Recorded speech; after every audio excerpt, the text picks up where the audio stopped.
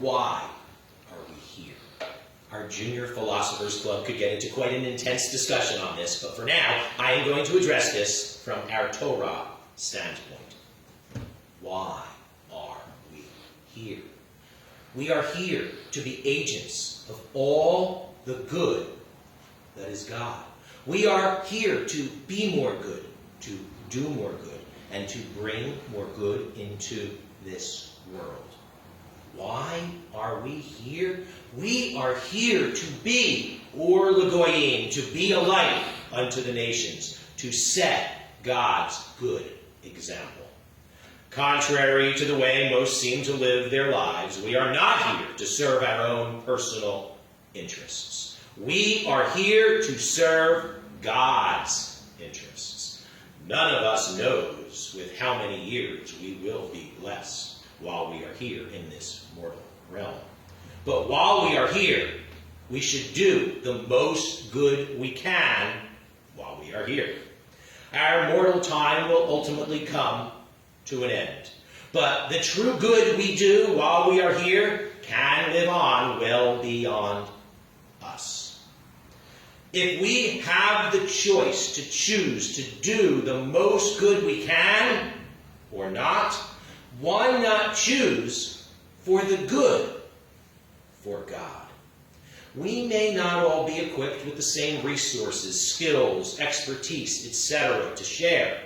But if we each do our part to do the most good that we can, then what a better future we will have helped create. And God will certainly see the good we do or lack thereof. If we have the choice to choose to do the most good we can or not, why not choose for the good for God?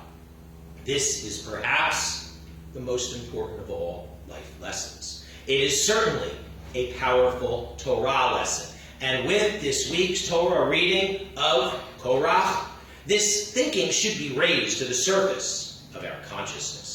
This parsha is primarily about Korach's failed attempt to overthrow Moshe. Along with Dathan and Abiram and others, Moshe's cousin Korach challenges his leadership and Aaron's priesthood. Korach's rebellion is self-serving, focusing on self and desire for self-exaltation. This is thus not just rebellion against Moshe and Aaron, but such self-serving focus is considered rebellion against God. Aaron's staff, though, blossoms miraculously, even producing almonds, showing that Aaron is rightly, divinely designated and ordained as high priest by God. The earth, however, opens up and swallows Korach and his family. Others succumb to a severe plague, and others are incinerated. Rebellion for ourselves is just wrong. Rebellion for the good of God, though, is another story. Certainly there are times when we should stand up to those in power and others, but we should only do so with good reason. Jealousy is not good reason. Our own personal desire for power or other gain is not good reason. According to Torah, leadership should be about service. Our leaders should be serving the people and the community, and should, most of all, be serving God. Moshe and Aaron were rightly doing their part in serving God. Moshe and Aaron, though, actually have no more potential to be holy than Korach or anyone else.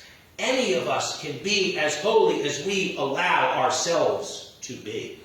We are all born with equal potential to be holy. But the choices we make and the lives we choose to live is what will actually speak and show our genuine holiness or lack thereof. God sees and God knows if we are being as holy as we can and should be.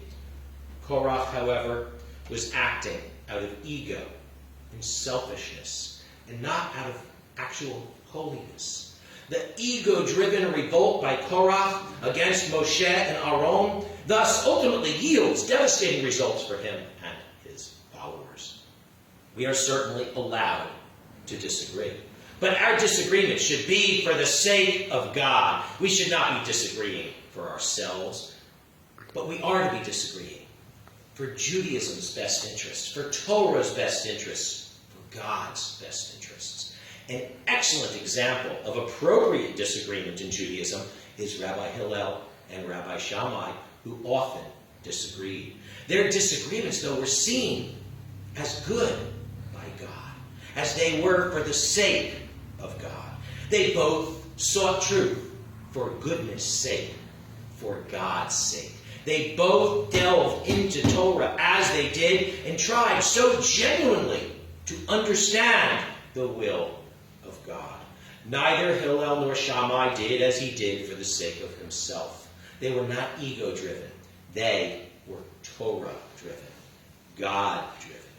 Hillel and Shammai may have often arrived at different conclusions, but both of their approaches were fully worthy of God's respect. Korach's disagreement, however, was not worthy of God's respect. His disagreement was not about getting closer to God. He was revolted for the sake of himself. Korach wanted power. He was self-serving. He wanted for his family to have, but he was not looking at God's bigger picture. His selfishness for him and his family led to the earth opening up and swallowing up him and his family. He should have lived for heaven's sake and not for selfish sake. Hopefully, we all can learn from Korach's selfish mistake. I encourage us all to question, as with which we began here today, why are we here?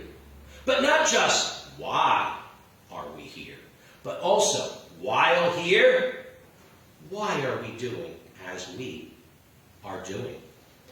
Are our own egos, our own selfish pride, our own selfish desires getting in the way of the good we can be and do and bring for God and God's goodness?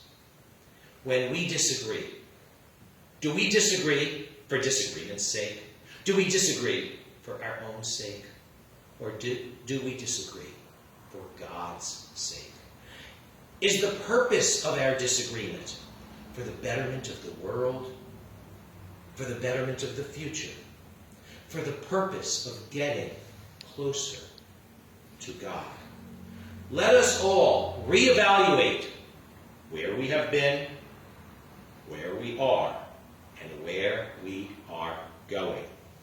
Let us all bring Ruach Elohim, God's presence, better into our lives, and so act and live accordingly. And with that, I wish you the Shabbat Shalom.